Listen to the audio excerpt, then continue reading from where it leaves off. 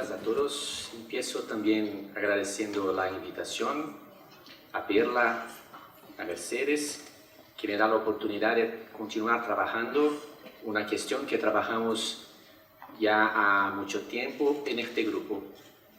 Agradezco también a Ana Carolina Ferreira por haberme ayudado a traducir el texto. Yo propuso como el tema, el título para mesa, yo no fui preparado para eso, es una frase que escuchamos con frecuencia en la boca de los profesores que trabajan en el contexto de escuela inclusiva. Aportes sobre los saberes necesarios para los profesores en la educación inclusiva. Con el advenimiento de las políticas públicas de educación inclusiva en Brasil, vimos instalarse en las escuelas un nuevo escenario. Si a este escenario formalmente inclusivo le corresponderá la instalación de una cultura inclusiva, es algo que queda aún por confirmar. Más aún cuando la secuencia de los acontecimientos, al menos en la cultura brasileña, parece dejar sus sospechas. Un nuevo escenario, sin duda, producido esencialmente por la llegada a la escuela de un nuevo público, más heterogéneo que el tradicional, que hasta entonces ocupaba otros espacios de escolarización. Aunque el significante inclusión haya sido propuesto deliberadamente como un término amplio para referirse a un para todos, sin distinción, rápidamente lo vimos ser usado, por lo menos en la circulación discursiva del cotidiano escolar, para estos y no para aquellos. O sea, contrariando el espíritu de la proposición inclusiva, que es esencialmente el de promover la idea de diversidad, pluralidad, un proceso de categorización con los efectos segregativos que siempre le corresponden, continuó existiendo. En la circulación discursiva cotidiana vimos producirse en este particular una situación interesante, importante para analizar el rótulo de incluido pasó a ser designado para una categoría específica de alumno. Los TEA, trastornos del espectro autista. El niño pobre, antes fuera de la escuela, lo inmigrante, aquellos con deficiencia auditiva, visual o motora, todos nuevos componentes del nuevo público de la escuela inclusiva, fueron incorporados sin ninguna categorización. No se ve pesar sobre estos el rótulo alumno incluido. El análisis de este fenómeno puede ser realizado en varios planos, pero propongo destacar lo que considero ser su trazo esencial. Es con esos niños que se torna más difícil realizar una operación que, aunque cuestionable, consiste en una tarea crucial para la institución escolar, la de borrar al niño que hay en el alumno. Para la escuela, hay en el niño dos dimensiones a considerar. Una sagrada, el alumno, y otra profana, el niño. En esa operación se juega algo de la más alta importancia para la identidad del profesor. Preparado para recibir al alumno, él será capaz de tolerar la emergencia del niño siempre que éste sepa retomar su papel de alumno. En los niños psicóticos y autistas, llamados actualmente por el discurso oficial TEA, la instalación del alumno es seguramente problemática. En estos, el niño abunda y en general sin control del intercambio alumno-niño. Súmese a eso el hecho de que el niño que abunda allí aún no es esa criatura conocida e idealizada que llamamos el niño magnífico. Es una especie de antiniño. Suerte de monstrificación, como demostramos en nuestro antiguo trabajo. Como tal, es un niño que asusta, sea porque no adhiere al alumno que la escuela precisa, o porque no es un niño al que se le puede recordar que debe volverse alumno. Es de cara a estos niños que escuchemos al profesor decir, no fui preparado para eso. Con esta frase, él hace saber que hay algo que él ignora, sin duda, pero también hace saber que algo de su perplejidad, de su miedo. ¿Cómo deberíamos de escuchar eso? Sabemos que el Estado, en su perspectiva estándar, compatible con las reglas de lo que llamamos en psicoanálisis el discurso del amo,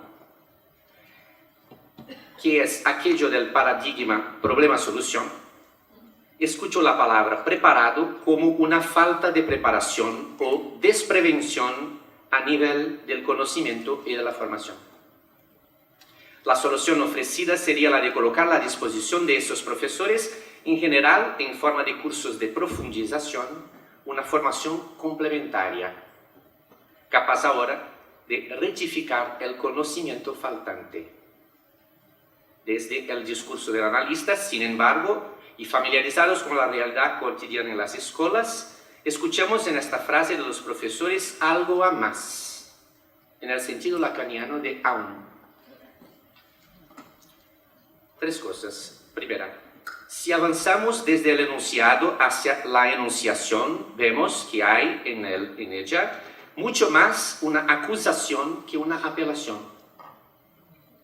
Acusación probablemente al Estado que desestabiliza la escuela con su hiperreformismo institucional, poniendo con esto en dificultades a los profesores. Segunda, más allá de eso, la expresión fui preparado, formulada en voz pasiva, parece sugerir que el profesor atribuye la responsabilidad de su formación a un otro. Punto que nos hace pensar también en la posición infantilizada en la que el profesor se coloca repitiendo la del alumno con su profesor. Tercera, el eso presente en la frase, inicialmente formulada para referirse a la inclusión y al cortejo de cambios que vienen con ella, no podría pasar desapercibido a los oídos de un psicoanalista. Primero porque es el nombre propio que Freud encontró para designar ese estrato del psiquismo, el ello, en el cual reina una otra lógica heterogénea a aquella formal propia del yo, típica del mundo de las ideas claras y distintas. Con el término eso, los profesores parecen revelar el impacto pulsional de estos cambios y la emergencia de un extraño cuya familiarización resulta una tarea difícil y generadora de angustia. La desconsideración de estos tres aspectos contenidos en la enunciación de los profesores lleva al establecimiento de una respuesta simplista que trata de equiparar un problema a una solución. Al buen modo del amo que, como declara Lacan, nada quiere saber, solo quiere que las cosas marchen.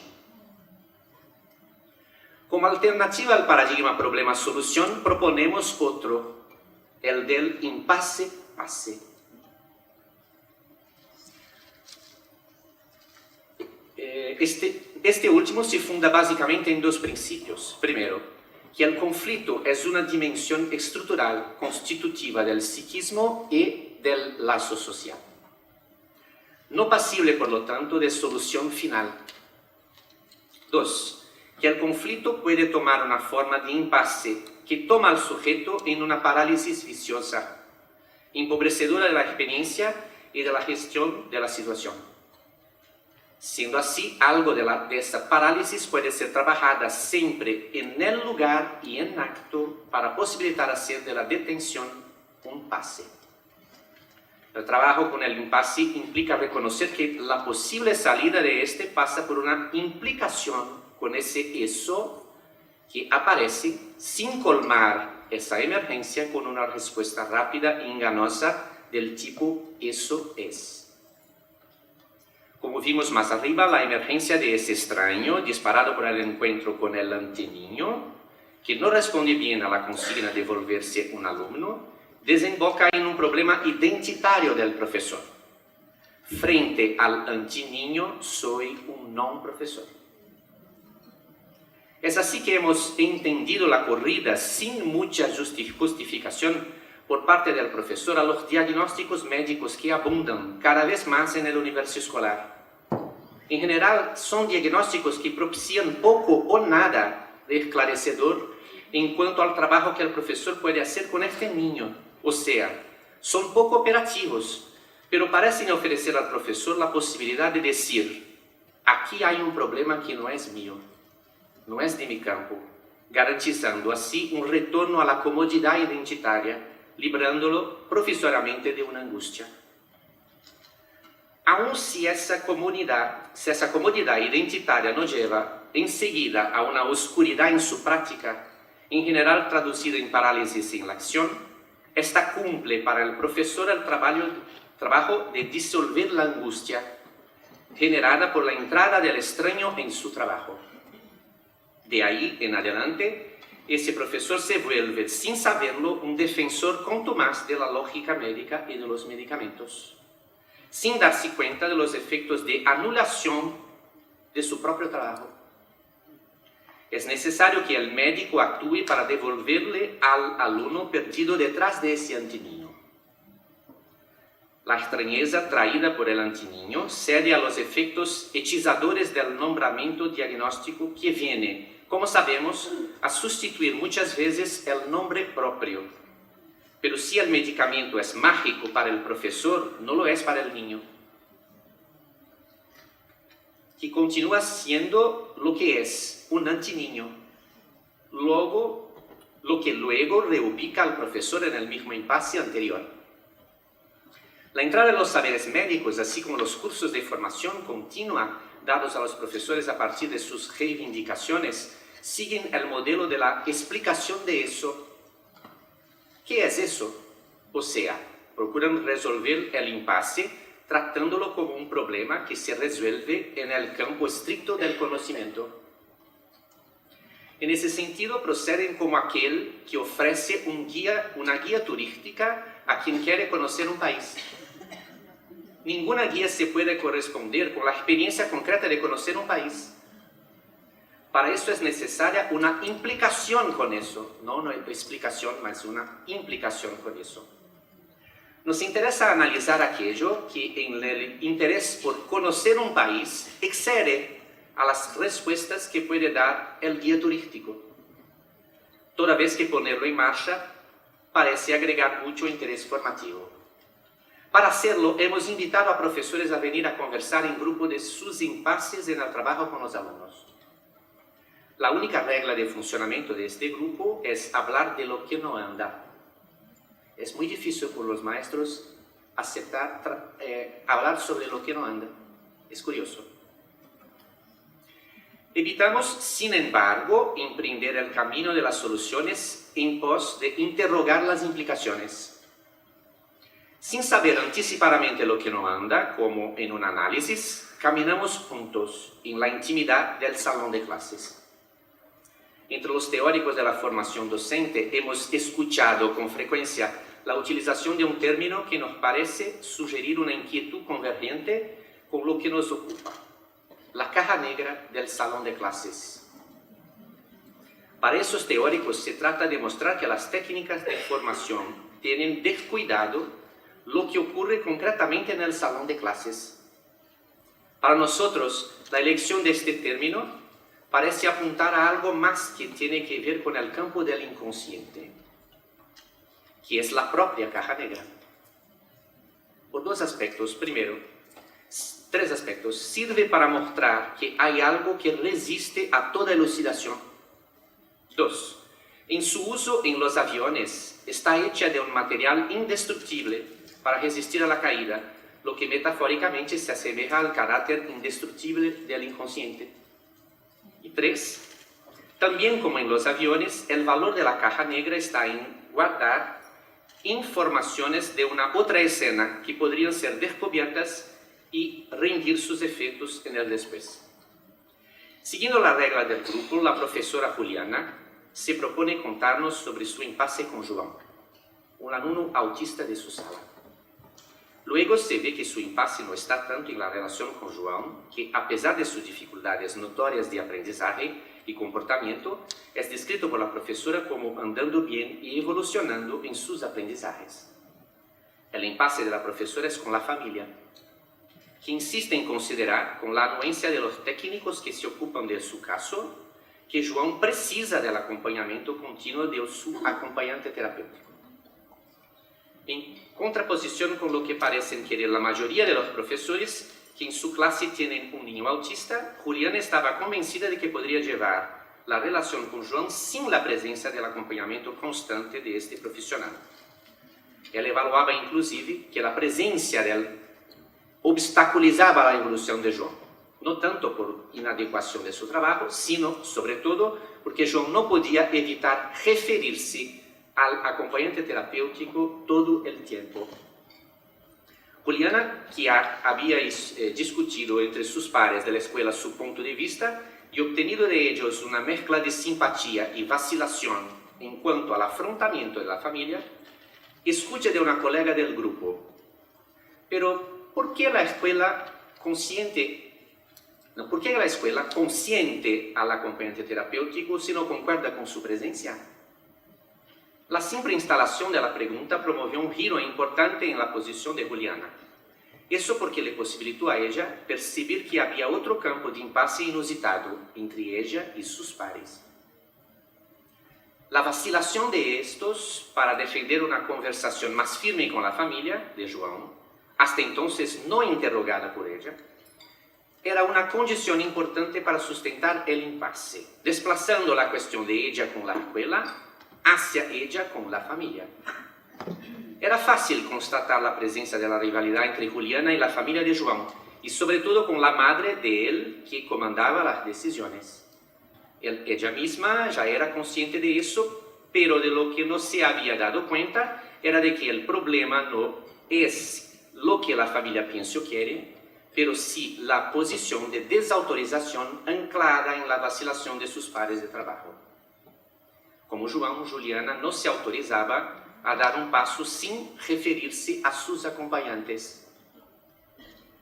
Tenemos acá una especie de situación carta robada. Esta es una referencia al texto de Lacan sobre la carta robada, en la cual la misma posición vivida por João en relación con su familia, o sea, primero, la de que no puede sobrepasar la frontera del suelo seguro de las decisiones familiares.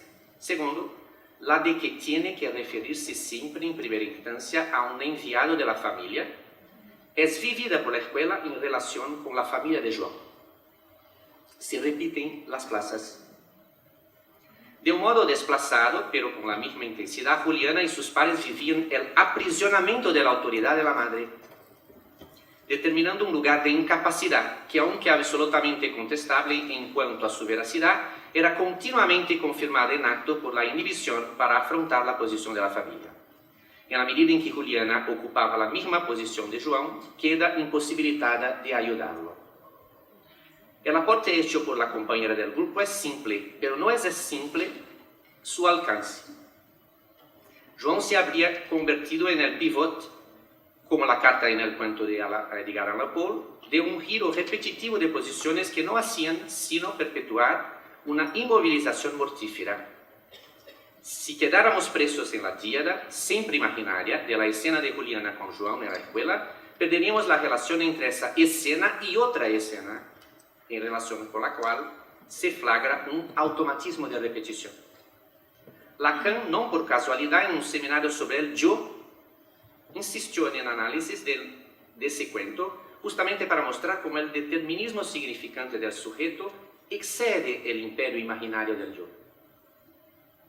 Resaltando que además de las características singulares de los personajes, estos eran llevados por la fuerza de la carta a repetir, sin saberlo, pero no sin su participación, posiciones discursivas.